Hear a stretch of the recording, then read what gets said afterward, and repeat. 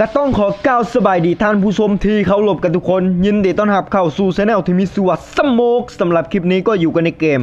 Black Mirror ก็เป็นเกมประจนภัยต่อสู้กับเหล่าศัตรูสามารถโหลดได้ที่ Play Store ถ้าอยากโหลดก็จะมีลิงก์ไว้ให้ใต้คลิปเกมนี้ยังสามารถออนไลน์กับเพื่อนได้ถ้าคลิปนี้มีเสียงรบกวนก็ขอโทษขออภัยเพราะว่ามันเป็นมลพิษทางเสียง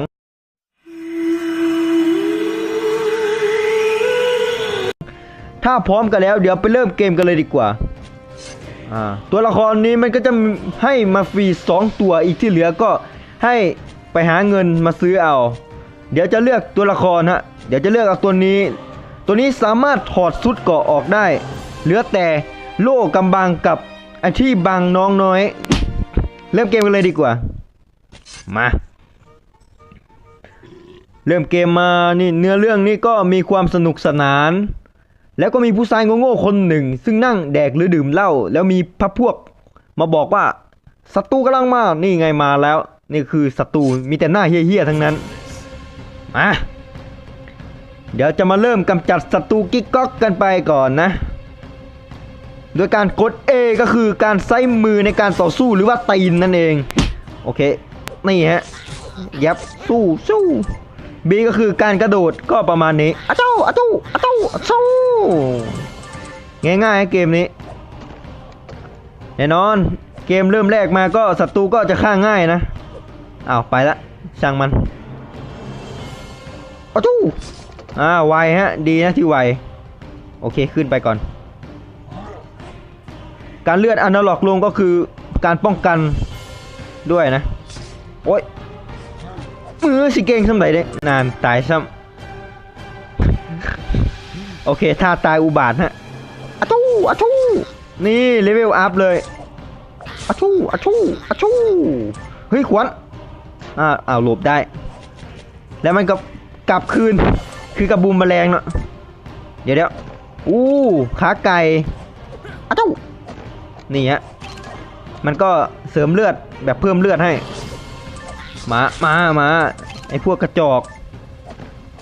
เรียบร้อยน่าจะมาถึงหัวหน้าพวกมันแล้วนะโอเคมาเลยเข้ามาเลย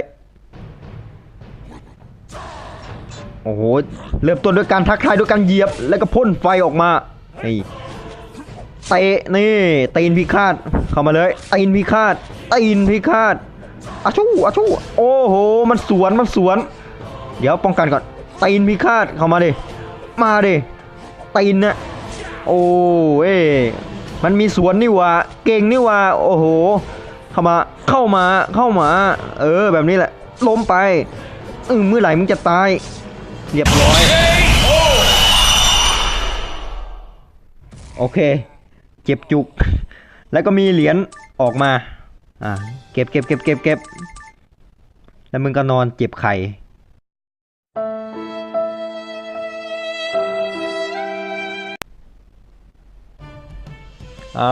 ผ่านพ้นมาแล้ว1ด่านแล้วก็สามารถบังคับตัวละครได้เลยนี่แล้วก็มาด่านต่อไปสตาร์ทเริ่มเกมมาไปต่อฮะโอ้โหมีนกอยู่ก็เตะไปเลยฮะโอเคบกเกียวกับเตะไปเนาะโดดเตะนี่เข้ามาพวกกระจอกอะชู้โอ้โหบีบคอเฮ้ยอะชู้เข้ามาเฮ้ยข้างหลังนี่แน่อย่าคิดแบบนั้นอย่าเข้าข้างหลังพวกมึงเป็นตุ๊ดเหรอเป็นเกย์มันวะมาเข้าข้างหลังโอ้ได้ดาบไม้นะก็ได้ดาบโง่ๆอันนึงซึ่งคอมโบแรงขึ้น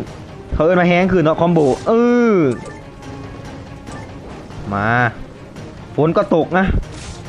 การต่อสู้ได้ดำเนินมาถึงปัจจุบันนี้แล้วชู้นี่มาจะใส่เข้ามาตายเรียบตาย2เจอหัวหน้าแล้วเดี๋ยวจะมาลองใช้สกิลแบบใช้สกิลถ้าไม่ตายใหม่ฮะเพิ่งได้มา พลังพิฆาตโอ้โหลงไปครึ่งหนึ่งคอมโบฮะอะตู้อะตู้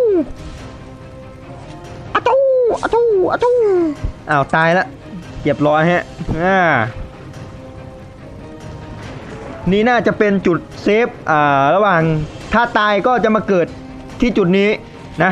อุ้ยเสาบีบคอได้แล้วกำลังอธิบายเข้ามาข้าง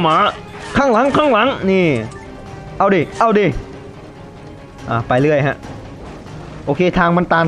ก็โดดข้ามมานี้ฟันแม่งนกก็บ่สน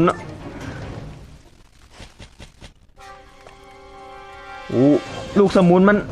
เริ่มแข็งแกร่งขึ้นแล้วไปตามได้กินความตายเข้ามาเอ้ย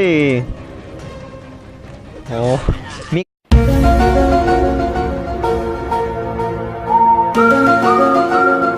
การปิ้งหมูด้วยเอ้ยหมูย่างฮะเรียบร้อยแดกอาหารอะจู้ชุบโอ้โดดสูงปานนี้ขาบ่ฮักกว่าโอเคมันก็เป็นเกมนะโอ้โหไงไปแล้วบนี่ไงโพดเต้ไงโพดแท้แต่ว่ากระโบยันเนาะถึงชิไงช่ำใดกับมารถจู้เข้ามาโอ้โหมีเห็บด้วยเห็บหมาไอ้พวกเห็บหมาเข้ามา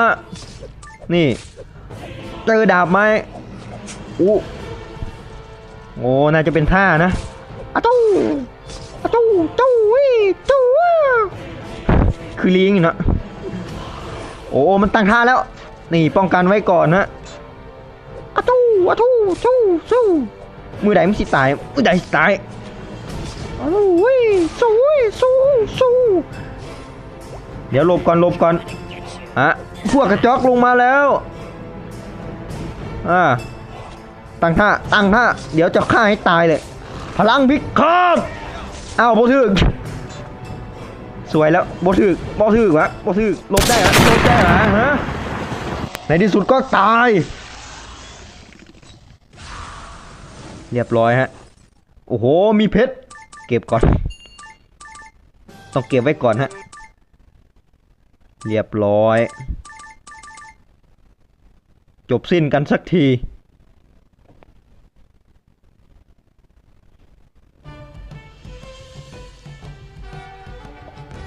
ที่กั้นได้ขยายออกเรียบร้อยโอเคนี่ก็คือ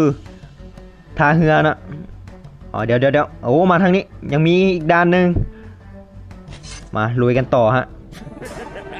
เลเวลอัพแล้ว A กับ B มันก็มีไม้บวกเพิ่มโอเคน่าจะเป็นท่าใหม่นะมาลุยกันต่อฮะกับด่านนี้เพลงนี้เล้าใจกันเลยอะตู้หุยน่าจะอันตรายนะพวกนี้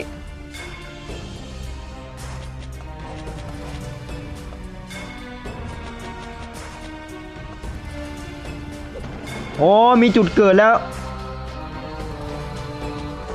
เรียบร้อยฮะต้องผ่านด่านนี้ให้ได้อุปสรรคมันจะยากซึ่งใดวะโอ้ยโจ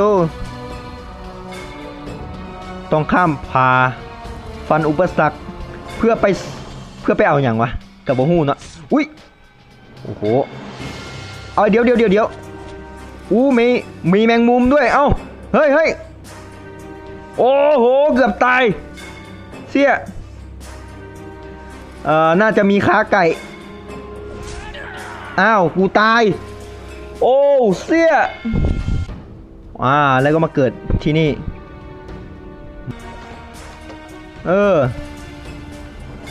มีศัตรูบวกนี่ลูกเตะพิฆาตเตะพายุฮะน่าจะตั้งชื่อว่าลูกเตะพายุเรียบร้อยพวกนี้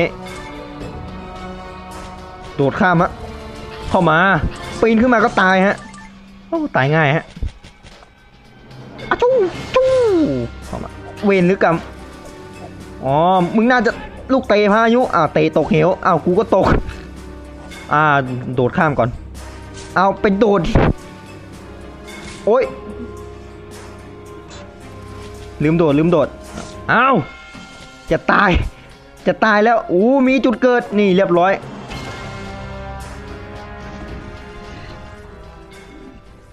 ตัวนี้น่าจะเป็นบอสนะถ้าเป็นแบบนี้แล้วโอเคฟันไปก่อนอ้าว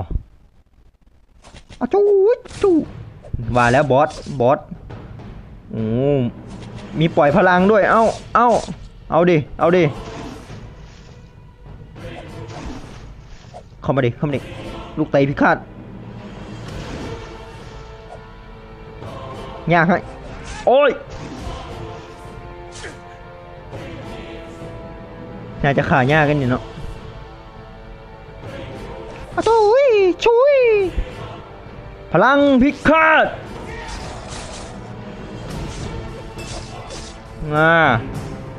ตัวนี้น่าจะยากพอสมควรลูกไตพิฆาตนี่แน่เข้ามาดิบ่ย่านเนาะซ้ำนี่ต้องพาไปให้ได้แต่ว่าเลือดเขาก็เหลือครึ่งนึงแล้วครึ่งต่อครึ่งเอาไปมาดิเอาต้องหลบไอ้ลูกเขียวๆนี้ด้วยเฮ้ยมันจะมาแล้วฟันไปก่อนมันจะตายแล้วตัวสุดท้ายแล้วในที่สุดก็ตายจนได้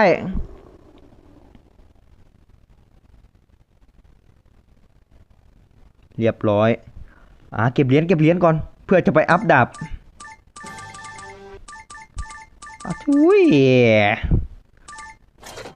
เรียบร้อย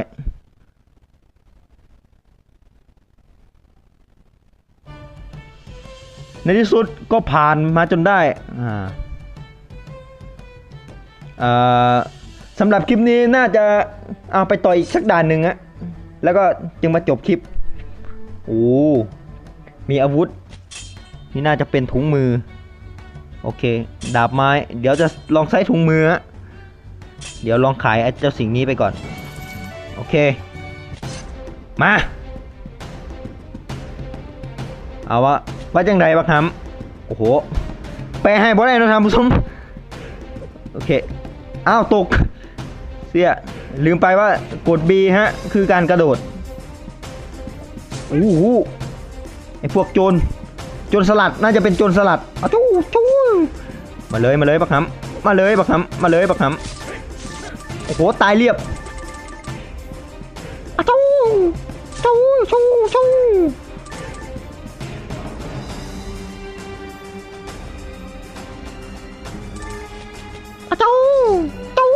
เฮ้ยอย่าลุมดิมาเข้ามาโอเคเฮ็ดจังไดต่อแล้วบัดนี้มีสมุนเข้ามานี่อุ้ยเรียบร้อยตาย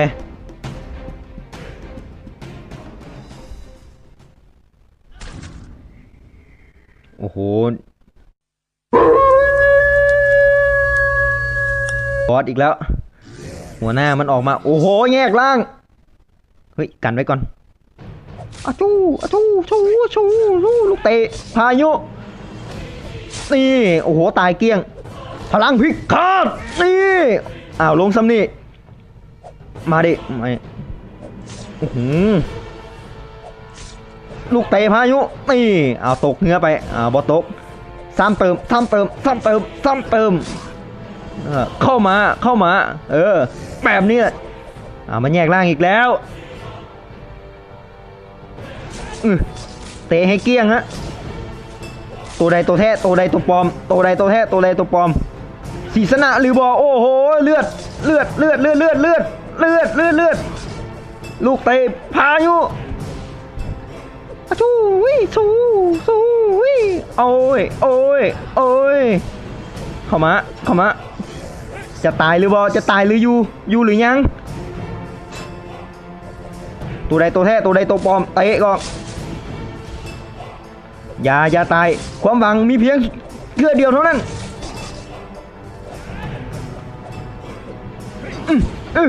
เอาเข้าไป เฮ้ยจะตายอยู่แล้วจะตายแล้วจะตายแล้วชนะหรือว่าโอ้ยาโอ้โอ้ยนี่เพิ่มชีวิตนี่นะพิษนี่ขาต้องฆ่าให้ตายฮะ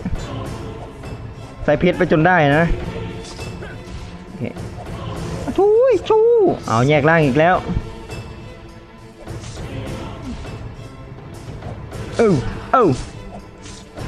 นี่นะลูกเตะพายุกว่าจะชนะนี่ได้ไซส์เพชรเป็น1 ครั้งโอ้โหสุดยอดฮะเริ่มยากขึ้นเรื่อยๆอ๋อได้ล่องเรือไปยังดินแดนไหม้นั่นเองว่าแต่สำหรับคลิปนี้ก็ต้องขอจบคลิปกันเพียงเท่านี้ก่อนเนาะเพราะว่าเวลามันก็ยาวนานมาพอสมควรสำหรับคลิปนี้ก็ต้องขอตัวลาลงไปก่อนสบายดี